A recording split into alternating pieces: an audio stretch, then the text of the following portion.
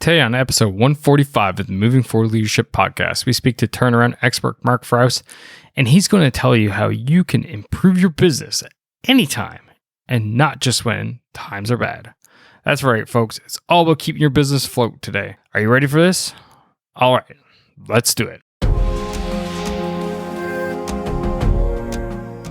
Welcome to this episode of Moving Forward Leadership. Stick around and learn how to achieve, excel, and become a leader that people willingly follow. Lead, don't boss. And now, here's the host of our show, Chief Leadership Officer, Scott McCarthy.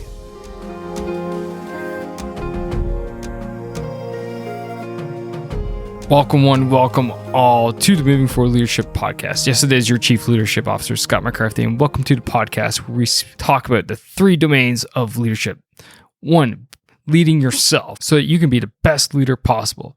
2, leading your team so that you can build those high-performing teams. And then 3, leading your organization so you can drive that organizational output. And here we take 20 years of my military experience and smash together with world-class guests such as Mark today to bring you the most complete leadership podcast going. And it's so great to have you here. And today, folks, we are going to be talking about businesses and turning around. And it's such an important topic because so many businesses right now, at the time of this recording, are hurting due to the COVID-19 pandemic. And I'm sure that a number of you out there are just trying to figure out how you can right your ship, how you can get the ball moving in the right direction again. And I often look to a company that's near and dear to my heart. One is a Canadian, 2 is a shareholder, and that's BlackBerry. And watching what John Chen is doing there. And at the time of this recording, they just announced their big deal with Amazon about their cybersecurity software for autonomous driving vehicles and stuff. So it just shows a company that was once the world leader in smartphones, now in the cybersecurity realm, how you can turn things around. It's going to take time. It's going to take a lot of hard work. And it seriously took some blood and tears to get there, but they're getting there. They really are, especially under leadership of John Chen. So that's why I brought in Mark, because this is what he does. He's a growth and turnaround consultant, writer, professional speaker, advisor. He's got his book, Growth or Bust, Proven Turnaround Strategies to Grow Your Business, which has been published by Pelican Publishing, and he's running his own company, Echelon Management International, which is a growth and turnaround consultancy. It works with successful companies as well as growing companies or companies in need of turning around. On this show, Mark and I talk about, the common theme which leads companies to require turnarounds. What does it mean to have, and what does it look like to have a turnaround mindset? How businesses save lives, how they lead to exponential growth, how CEOs create and maintain great organizational culture, and the importance of self-assessment in business. So this is a fantastic show. If you're running a business, you definitely don't want to miss this one. If you're not running a business, guess what? It still applies to you because the principles apply to everyone. So with that being said, I think that's enough from me. So why don't you sit back, relax, and enjoy my conversation with Mark Fraust about how you can develop the turnaround mindset.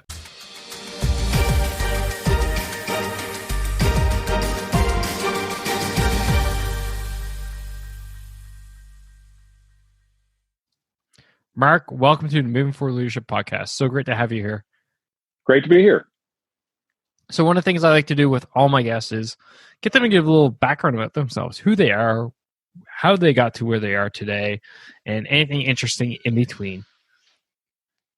Well, I am a 54-year-old Cincinnati, Ohio native, and my wife and 5 kids, we've lived here all our lives. And back in 1990, I started my company and spent a few years consulting right out of school with one of my mentors I met actually in a class, even though he was a 50-year-old fellow that I could tell had been through some great things. And Howard Bond coached me up and coached me over to a lot of turnaround CEOs that I interviewed, and learned a lot of great things about how to grow companies through their experiences in growing both at risk on the edge of precipice and death type of companies. They taught me a concept called the turnaround mindset, and I took that into starting my own business, mostly in the sales arena at first, but eventually in a holistic way at growing companies, and now work in the strategy, culture, innovation, sales arenas, and all aspects of helping to grow companies. And my kids are range from 26 to 18, and some unique things about me is we've had 50 dogs through the house in 25 years, thanks to my son being in the dog world.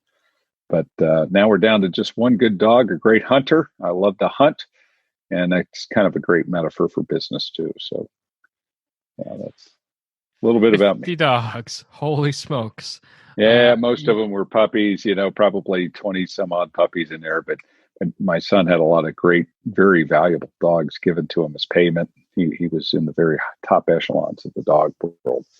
And Westminster, you name it, all that type of stuff. And we got to see some really interesting things there. But that's how we got so many dogs coming through. For the most part, our family dogs were Labradors and English setters and just simple hunting dogs.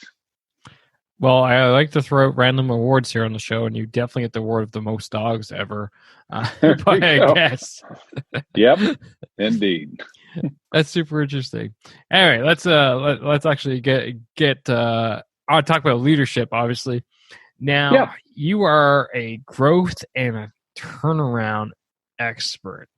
Mm-hmm. So I guess the first part is, throughout your experience, have there been any common themes of where organizations have gone, what has led them down to the path of requiring, obviously organizations always need to require growth, but really requiring growth to the point where they need to start turning the ship around because they've gone down the wrong way? Yes. So to reassure people out there, because all of us go through turnaround situations in our lives as individuals, families, communities, and companies. So I myself have been through, many turnarounds personally. So that said, I also want to say, some of my best clients were great companies. John Deere is one of the best run companies and has some of the best executives I ever met in my life. But Tim Murphy, when he was heading up a little $20 billion division called Nortrax that makes yellow equipment that competes against Caterpillar, had 6 locations they were going to shut down. They brought me in to turn those around, and we turned all of them around successfully. They're going to this day and are highly profitable. But at the time, some of them were literally on the edge of the precipice of being shut down for a variety of reasons. The point being is even the best run companies can have blind spots of individuals, behaviors, and locations and divisions that might need to be shut down. I've also worked with over 50 third generation family owned companies or older. One of them was five generations old, over 140 years old at the time, and was about to close the doors on a $20 million and 110 employee company. And we were able to find $600,000 of profit improvement and get them from the red into the black. And over the course of the next 2.5 years, I heard later, they found a 2-point-some-odd million dollars of incremental profit. But the point being, is an old, established, beautiful, wonderful company with lots of great people, brilliant people at the leadership. They have a Harvard MBA running that company now. They go through turbulent times, and for a variety of reasons are on the edge of existence. And so what I learned from the turnaround CEOs that I interviewed and still continue to interview, some of the more famous might be like John Pepper turned around Procter and Gamble. And after he had retired as CEO, was brought back and, did some basic management, good best practices and not, they weren't going to go out of business, but he took them from an ebb of underperformance and brought them back to excellence. And I have so much more admiration for a guy like that than Jack Welch, for crying out loud, who's just a not much to brag about. But the point is that it doesn't matter how big, how old you are. You could end up on the ropes at any time for a variety of reasons. And COVID is just this whole, pandemic situation of the last 9 months is just a classic example of something unexpected that, for example, in the restaurant world, has put 60,000 U.S. restaurants out of business forever. Some of those will come back, but the point is you don't know when it's going to hit, and when it does, you need to have a turnaround mindset. And but here's the gem that my publisher said was the key to, frankly, why even my books got published. It's the fact that the turnaround mindset is a unique way of looking at business in any era of its success or failure, and turning it not just around, but up. So even the most successful businesses, and this was the thing that was an epiphany to me in my 20s, is to learn from these turnaround CEOs that even successful businesses can employ turnaround mindset concepts and grow a business who is just humming on all 8 cylinders and doing very well in every way, culturally, strategically. Innovation is continuing and ongoing.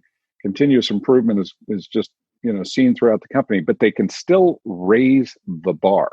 And so that's kind of the epiphany and unique aspect of what was discovered from guys and gals that were used to turning around failing businesses. The same principles apply to successful businesses. So regardless of where your business is now, you can employ the turnaround mindset.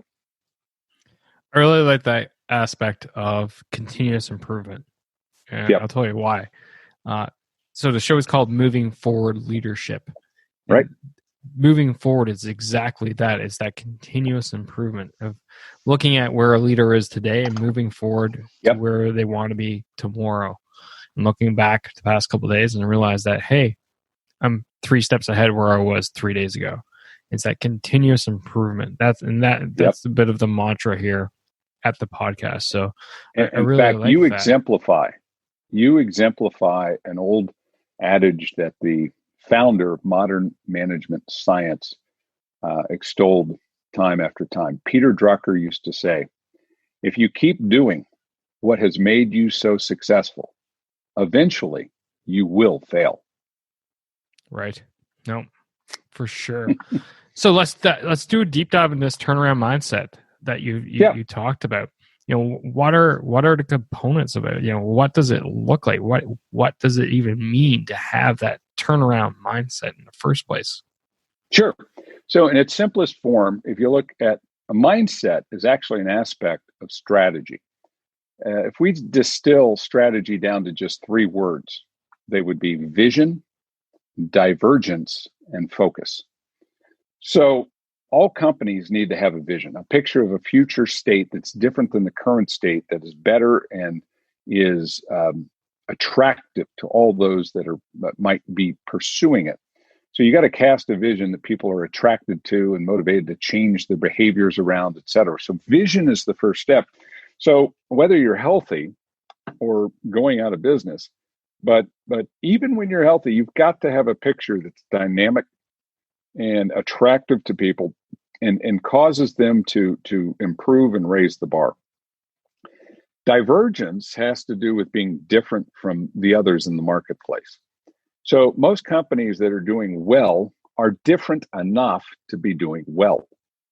But that said, even the most successful, look at one of the highest market caps in the world would be Apple Computer. They're always looking at how they can be even more different. In fact, that was their theme and the turnaround that Steve Jobs facilitated. Think different. One of the ultimate marketing campaigns of all time when he came back when they were just months away from bankruptcy. That was a lot of people laughed at that campaign, but the Think Different campaign attracted exactly the type of customers that they wanted and needed, and it exemplifies how they truly try to be divergent in their various categories. But to truly be successful and to have competitive advantage, you have to be divergent. And so part of strategy isn't just taking a leap forward, but frequently it's about taking a sharp left turn or a sharp right turn and being totally different from the rest of the lemmings going in a direction. And then finally, focus or intensification of focus is an aspect of strategy that I've written about in all my books and found from my research and has been proven in true scientific research that you can see people like Michael Porter and so forth doing their more scientific research into business strategies. But intensification of focus has to do with realizing what is our greatest strength. In fact, there's a strategic exercise. I'll take any CEO through a growth strategy session.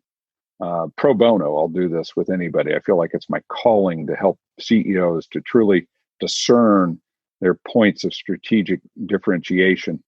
And we want to identify in one of the dialogues, as I call them, strategy dialogues, what is that one distinct primary source of leverage? I call it a PSL.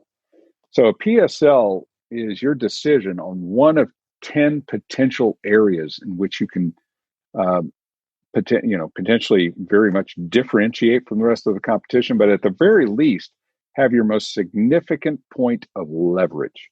So for some, that one of 10 areas could be their market focus. It could be that they focus on a very narrow or maybe even broad market, and they can layer in a variety of products or services that appeal to that market, and that's their primary source of leverage. With others, it might be their technology. Tech companies like 3M or something actually come up with technology that they may never actually end up selling themselves. They might license it out. But whatever it might be in regards to these 10 choices you make, when you know that you've chosen the right PSL, when you intensify your focus and allocate more resources to that one area than the other areas that still demand some resources. In resources, I'm just talking about money, people, and things. The physical, financial, and human resources.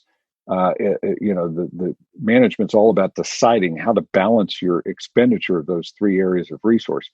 You want to put more emphasis into that primary source of leverage. And when you do, when you focus on innovating that area more than the others, you get a higher return on investment. And so that focus lever is one of the high growth levers. And why my most recent book, High Growth Levers, is called just that. You've got to decide what is that primary source of leverage, along with our divergence and along with our vision and that future picture of where we're going. And when people have done an excellent job of discerning that, and ideally having dialogues throughout the company in a much more deeper level than just the corner office or just the CEO usually, they have the greatest and most impactful and effective strategy as opposed to their competition. Wow, there was a lot in there, and which is a lot of great stuff. I loved how you broke out the turnaround mindset into those three components, right? The vision, divergence. And frankly, you being a military guy, a lot of that comes back from the military research. I've read hundreds of books on everything from war to strategy, and when you read the great generals.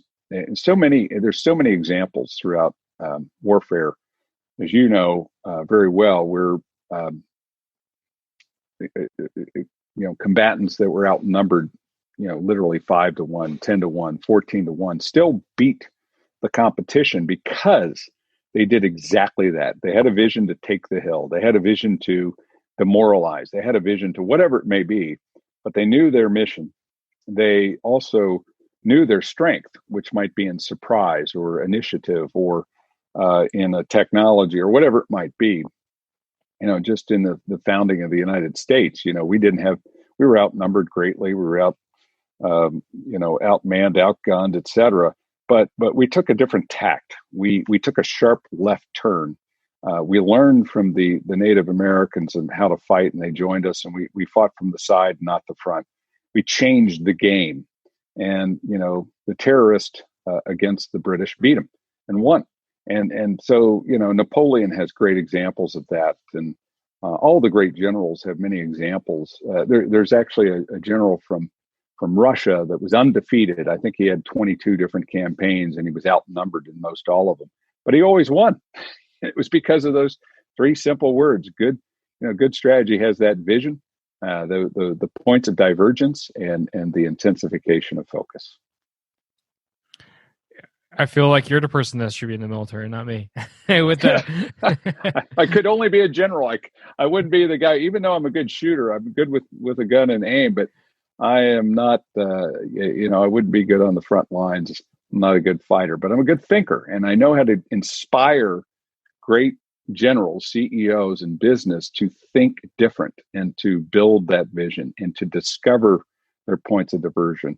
That's what a good consultant does. And again, I feel like it's my calling. That's why if somebody is listening out there that's doing well or is up against the ropes and wants to brainstorm for 30 to 60 minutes, schedule an appointment. We're going to find a way to win more. There's always a way to win more. And if you have that attitude, and I feel like that was a gift given to me by these men and women who were such brilliant leaders that saved companies. And when you think about business, so in war, we're trying to save lives, we're trying to protect freedom. But in business, you're trying to protect jobs of the most vulnerable. My customer is not really the ownership. It's the most vulnerable in our society, and that's the single mother who doesn't have a choice of which job to get. If we create a way in which that company is more successful to protect and create those kind of jobs, that's the greatest win. That's our war. That is fantastic. Actually, it was funny before we hit record, I should say. You talked about how you liked my 3 domains of leadership. And now I like how you just said that, because I was giving a presentation to some business students once. And sure. I said almost exactly what you just said, verbatim. I said, listen, in the I am a military officer. In the military, our job is save lives, point blank. Yep. But I said, in business, I said, do you think we do the same thing? Everyone's like, no, of course not. We're in business, we're making money. I said, right. No, it's not. And I boiled it down and said, your job is to save lives as well, because based off of the profits that you make in business, you pay your employees who take their salary and put food on their table for them and their families and a roof over their head. Profit does not exist. So we know for a fact that all profit is nothing more than future fixed costs. One of the great misperceptions in society is that the purpose of business is to make money. No, not at all. The purpose of a business, and Drucker pointed this out over 70 years ago, is to create and keep a customer. And in so doing, whether you're a nonprofit or a for-profit business or even a government agency or even the military, it's to get and keep a customer. And that's what it's all about. And the customer is not just the consumer of a product or a service. It's often the employee. Now, there are investors and there are owners, and they do have to make a return on their investment. That's the cost of capital. Again, that's a future fixed cost. So I've worked with, as I said, over 50 family-owned companies that were third generation or older, and most of them would have done better to sell their company, reinvest their capital from selling the company, and put it into whatever investment, and they could have stopped working and lived on the beach. But instead, all of them were there for a raison d'etre, a higher purpose than to make money. They were there to protect and create jobs, in many cases in some of the smallest communities of North America, and to also reinvest in the industry, whether it's agriculture, the steel industry or chemical industry or military industry. Worked with them all. And they're all in it to win it for the industry, the community, and then not just to make money. And sure, they make money, but many of those, in fact, most of those family-owned companies had employees. Most of those 50-plus companies, and frankly, most of even the 300 companies I've worked with have had employees that the employees earn more than the owners do on a year-to-year basis. So if it was truly about making money, and some owners are like this, they wouldn't pay them that much. But it's not. It's about getting and keeping the customer, the higher purposes that they've identified for their their business. And to think otherwise is really a dysfunctional and restricting mindset. We're all given gifts and we're all given resources. The definition of management is leveraging your limited resources to create the greatest return for society. And that's why business is really the ultimate source of all blessing and all reality of existence in society, not government. Government creates nothing. They only protect and secure safety and so forth.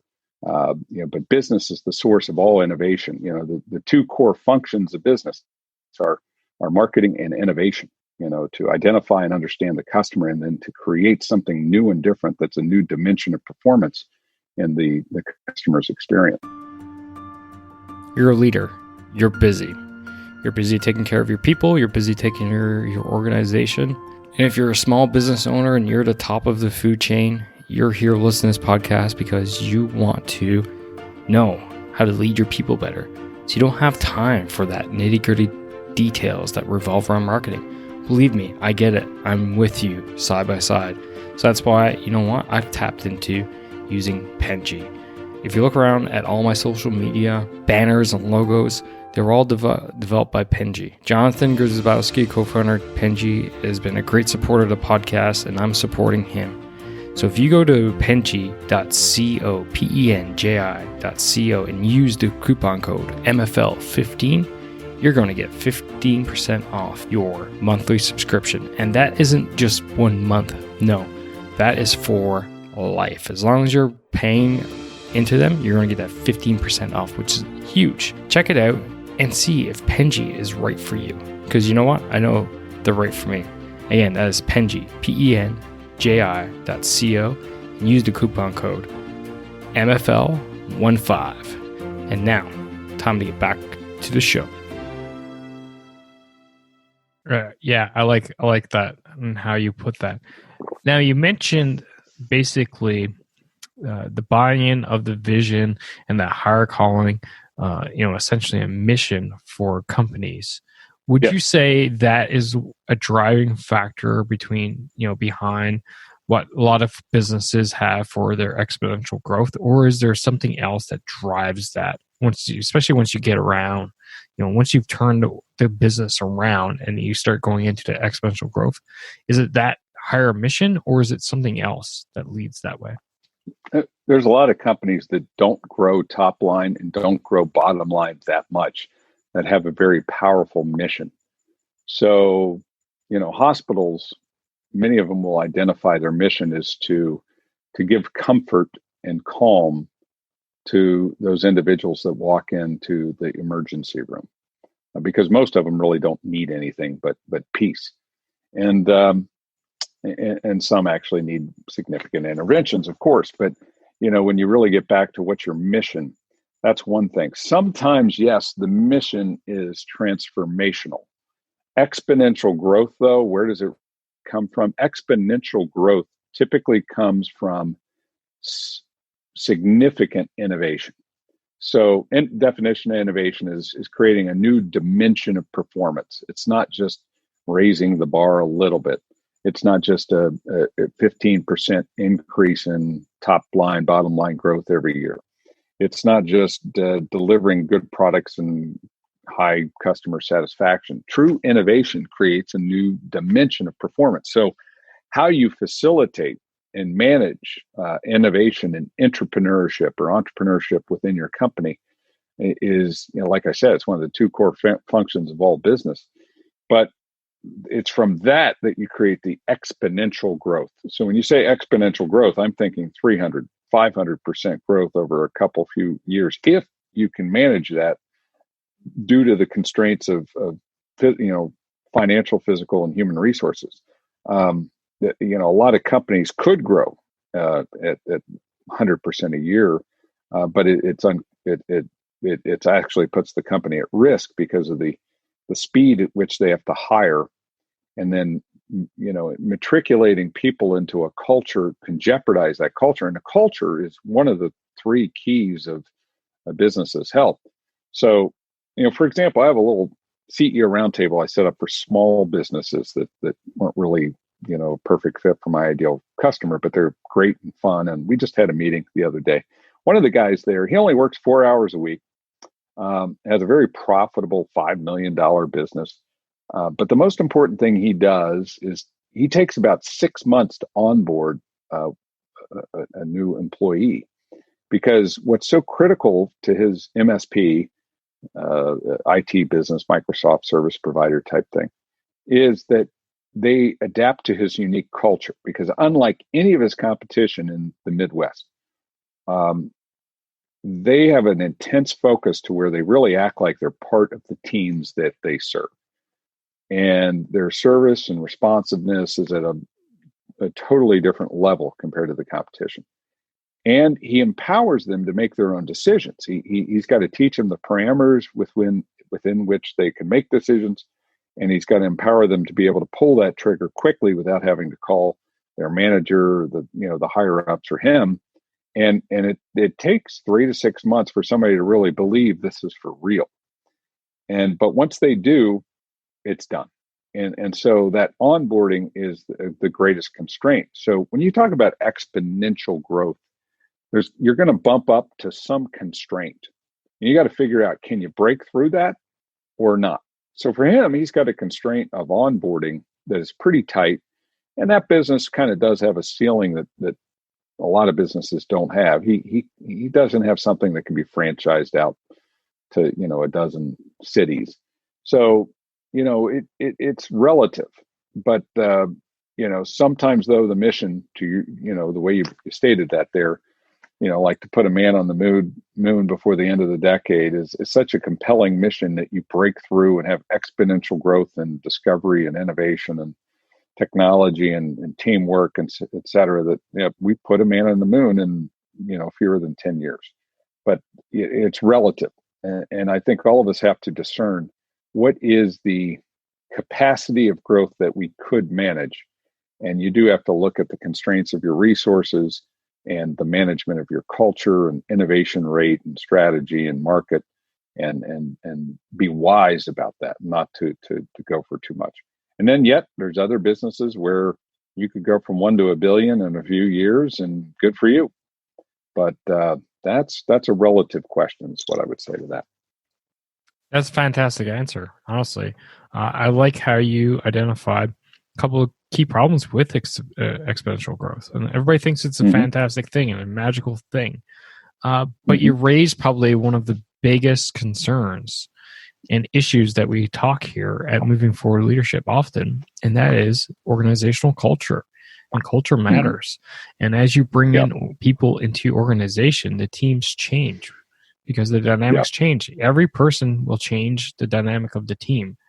And bit by bit, that may change the culture of your organization if it's not done properly. So, right. And on top of that, the example you gave of the onboarding process, 6 months per employee, that's a great mitigating way. But at the same time, it is a limiting factor because you can't move as fast.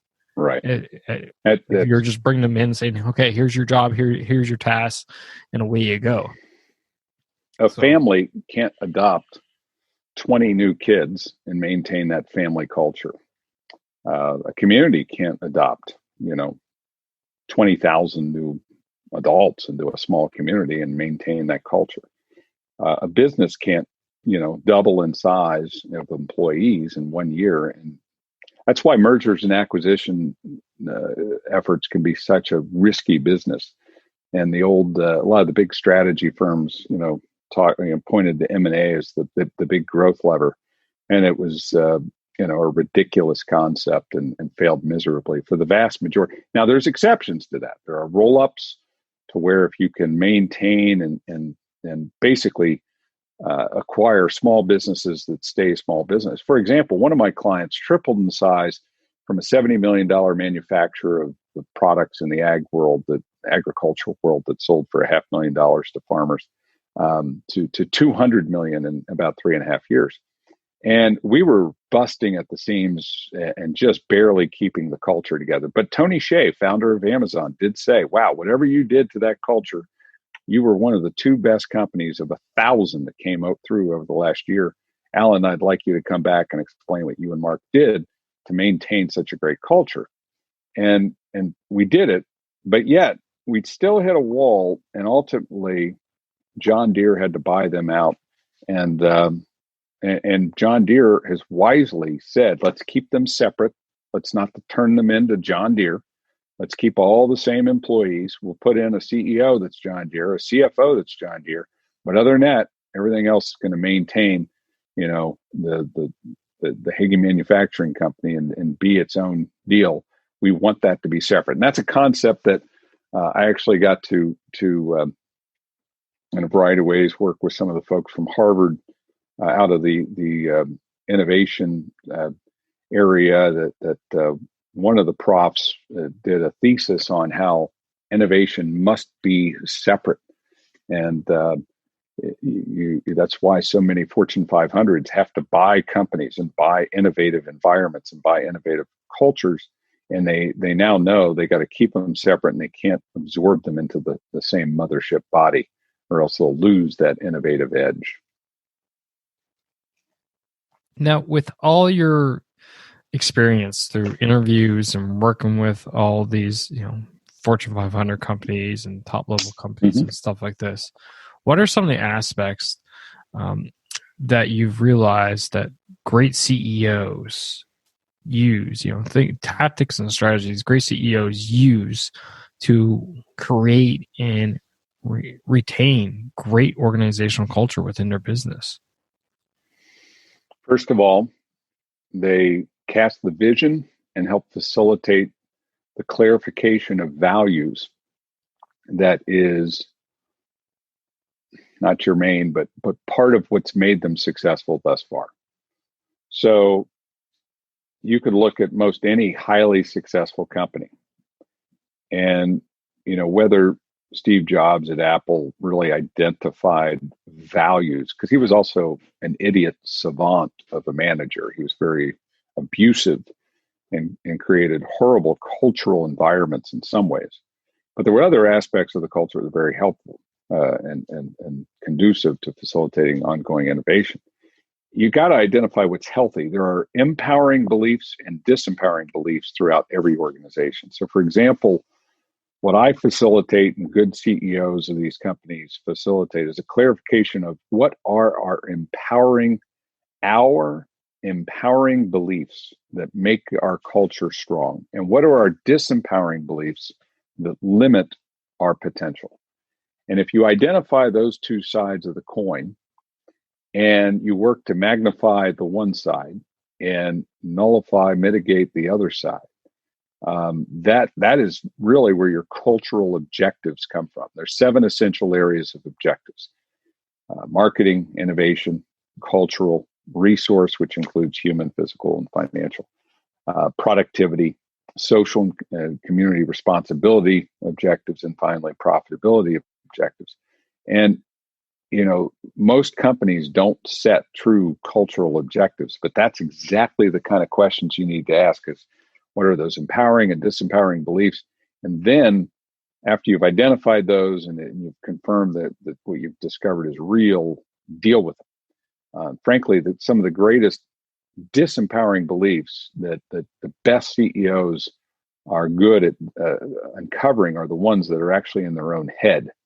So Alan Mulally, back when Boeing was a great company at its best, left there and went to Ford and turned around Ford during one of their worst ebbs of their entire existence.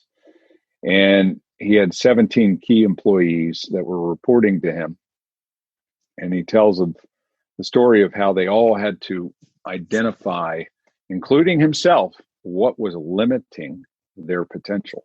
There were a couple people on that team of 17 that wouldn't identify any red lights or yellow lights, as he would call them. He said, we got a green, yellow, and red light, everything that's key in our project base and our behavior base and so forth of our leadership. And 2 of them wouldn't go along with that. So they left the same way they came to Ford. They were fired with enthusiasm. We have to admit our faults as leaders. We have to admit discover and clarify and agree upon the faults of our leadership teams, and then likewise on our team overall. But if you're good at identifying your strengths and weaknesses, not a SWOT analysis that became outdated back in the 60s, but truly an assessment of continuous improvement on the culture. That is where I think you see the best CEOs excel at self-assessment. In fact, self-assessment's a great word to kind of answer your question. We all like to talk about strategy. It's a cool word. It's military related. We think of it as a winner's word. But in reality, when Peter Drucker wanted to call one of his books The Strategy of Business, his publishers told him, we're not going to do that because nobody knows what strategy means. It's a military term. It doesn't relate to business. Come up with a better word. And so Peter Drucker came up with self-assessment. And he said the best run companies do a great job of an ongoing process of self-assessment, listening to what I call the 3 C's of every business: the conservators, the leaders, the internal customers, the employees, and the external customers, the buyer of your services and product. And if you're listening to all 3 C's and you are doing it on a quarterly basis, not an annual retreat. Most companies have a dysfunctional strategic planning, which is an oxymoron, retreat that they go off for 2, 3, 4, 5 days, 2 weeks, whatever, once a year in January usually. And it's a dysfunctional exercise because it's not going to be a true self-assessment. It usually turns into a financial planning exercise. But, to answer your question, it's self-assessment at all levels. At the very top with the individual, top leader and the leadership team and the team overall, and then the customers and market as well. There's one part that he hit at that I really liked. And that was he essentially said that some CEOs who don't do it well basically surround themselves with people who just won't tell them the truth. They become yes men, right? Right. Yes. And I actually was having this conversation with my boss not too long ago, and it's detrimental. And as a leader, I found when I was a squadron commander, commanded a squadron of 200 military members, I was constantly telling my folks, I'm like, listen, I don't need to hear what you think I want to hear. I need to hear what the truth is, what the situation actually is, so that I can make the best decision possible with the information I have at that moment. Yep. And so many people just still think that, oh, let's just tell the boss what the boss wants to hear because it's easier that way. Well, it's also there's fear. There can be intimidation, fear, fear of getting another job, fear of that boss, whatever it may be. But getting at the truth, that's why consultants have such an important role. Why checks and balances in or throughout or above and outside of the company are such key tools to use. Board of directors or board of advisors for the smaller companies, non-public companies are essential. But that's why I and many other consultants can transform a company out of that delusional lack of awareness. Blind spots are exactly that because we don't see them. And so how do you, and that's the point of self-assessment, is how do we find out? And so what, Drucker said and what, has been scientifically shown to be the best way is ideally you have a third party outside the company interview customers. So for example, you want to know one of the best, most effective growth levers there is in business, it's the depth interview process. And it's a required step of strategy, according to Drucker, the first guy to use the word strategy in business. And this is something that I cut my teeth on when I was 24 years. I've done it with over 300 companies now. And I've interviewed thousands of customers of my hundreds of companies. And I've never failed with a $20 million or larger company. I've never failed to find $1 million of incremental growth potential within the existing customer base. I found 9 figures many times with companies that aren't even $1 billion in size by interviewing customers that said, I would buy more if, X and or Y. We're not buying from you this or that because of, X and Y or whatever it may be. But that's a quarterly process, a quarterly required process of strategy that almost 95% of companies don't do that. Now, the best run companies, the Procter & Gamble's of the world, they have everything from market research to the depth interviews with their distributive channels like a Walmart or Kroger or something like that. But most of the world in the B2B market, they don't take a third party and have them interview their customers, but it pays for itself. I mean, it's so successful. I do it at risk with many of my prospective clients, and it's magical. But you got to bring back the truth to the very top, the leadership and the marketing and the sales teams, and sometimes the entire team, and report back the findings and discoveries and dialogue about what the changes need to be, the interventions need to be to capture that discovered potential. And so there's a growth levers that I included in all my books, because it's just so infrequently used, yet it's so highly effective. It's not just foolproof, it's essential. That's awesome. This has been outstanding, Mark. It's been a fantastic conversation. Unfortunately, I'm going to start winding down here, but before we wrap up, I do got a couple last questions. Sure. The first one being a question I ask all the guests here at Moving Forward Leadership, and that is, according to you, Mark Fraust, what makes a great leader? I think leadership is a word we've fallen in love with. It's a sexy word. The unsexy word is management. But really great leaders are great managers. Whether in war or in business, great leaders look at their limited resources and get the maximum return on those limited resources. And so great leadership is honesty in the assessment of what you have and you don't, an assessment of what the potential is. And then, of course, we always talk about the vision aspect of it. The vision thing is obvious. Yet, most people are mediocre to not at all casting an adequate vision.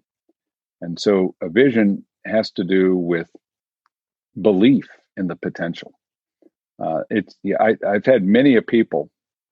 I remember the first time I walked into an office, and there were 5 gentlemen sitting in front of me who said all of them had read through my book, Growth or Bust, which I didn't believe would ever happen, because I was told by people like Tom Peters and other best-selling authors, nobody reads your book.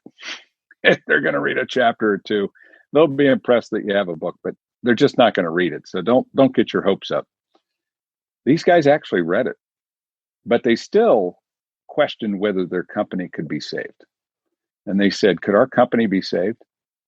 And it was the most humbling of things. I didn't know anything about their company hardly, just the very, very, veneer levels of what was going on. And I said to him, I don't know enough to really solidly answer that, but I believe no matter what the situation is, there's always hope. And that was a company that we didn't just save, but we grew significantly. And so having hope, casting vision, and being a good manager and assessing the realities and dealing with the realities, making hard decisions with good decision methodology, and following the processes of strategic thinking. It's not complex, and you can learn about all of it in less than 100 pages of good management wisdom. But that is what makes good leadership, I believe. Wow. Yeah. So I did a 3-part, basically mini podcast on, according to me, what is leadership? And the 3 parts were human interactions, resource management, and decision making. And when those 3 things come together, that is leadership. Well done. Yeah. So I'm wondering if you listened to those before we came on or not. Hey, your sagaciousness is true to your core, right? your wisdom. You know what? Wisdom is universal. Yeah. And if we really listen to what our internal human spirit has within us, and we're compassionate to other people, another aspect of leadership is just good character, but it has a lot. In fact, one of the greatest management thinkers I ever met in my life, he gave an 8-hour overview before he was retiring about all these different great management principles.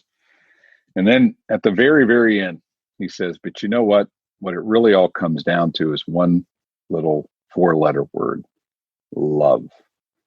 And that is really the core to great business. If you love your employees, if you love your customers, if you love the communities of which you are just an organ, and that's why you have to have objectives that tie back into how a business will feed back to its community and bless its community.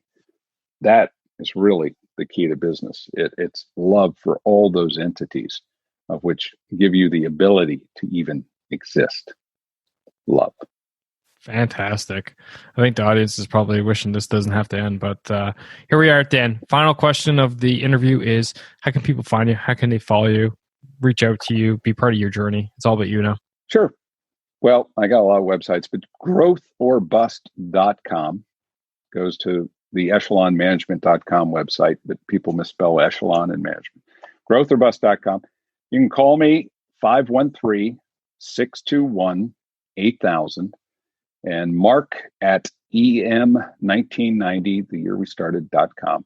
And I am glad to schedule 30 and even 60-minute growth strategy brainstorming sessions with my call is to work with CEOs and other top leaders, VPs of sales and marketing, whatever, to have breakthroughs in the growing of their business, which isn't always top and bottom line, but most of the time that's the big challenge, and that's easy to do. It's a blast. There's no company that can't accelerate growth, and I'm tickled to help people and call me that first step. We do it risk-free. In fact, we make our consulting as actually self-funding. The first quarter funds the next quarter and on and on. And that's the only way to go and grow a business, is make it of such value that people just, keep the customer. So any event, tickled to help anybody out there that wants to grow their company. Give us a call, reach out, and let's grow together. Amazing. Love it. And for the listeners, always, it's easy. Go to movingforwardleadership.com/145, and the links are in the show notes, including his phone number. Mark, again, thanks for taking time out of your busy schedule. It's been a pleasure. It's been an honor. And I thoroughly enjoyed this conversation with you. Likewise. I look forward to our follow-up. Godspeed.